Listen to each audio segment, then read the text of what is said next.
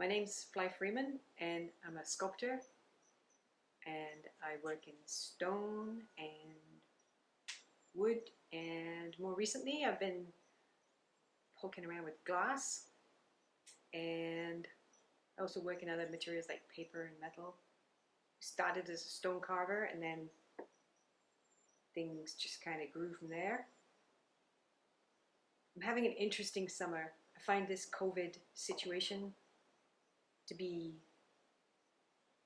very interesting in the way we're all reacting to each other, and the way the tensions that this situation creates are expressing themselves, and it's definitely coming out in my work. I find myself making very fragile, very spacey, very delicate things, and I'm just letting them happen. I don't have a plan. I just make one thing and then I go on to the next, and it's very liberating. I don't have a lot of commercial work on at the moment, so there's lots of time to make my own work, and things are getting very fragile and quite delicate, and I'm just letting it happen. I'm excited about the studio tour this year.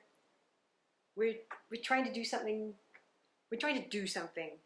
The option back in spring, which is when we make all our big decisions, was to cancel or to go ahead. And if we were going to go ahead, we had to come up with a new plan, because obviously we couldn't do the same thing, or we had no idea where we would be in September.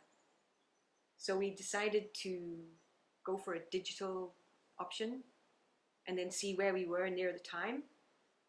And I'm very excited by the way it's allowed us to tell a different kind of story. The artists have really risen to the occasion. We've had portrait shots, we've had little glimpses inside people's studios, and people have told us why they work. It's not just been about showing everybody, what we make. It's also been about why and how we make things.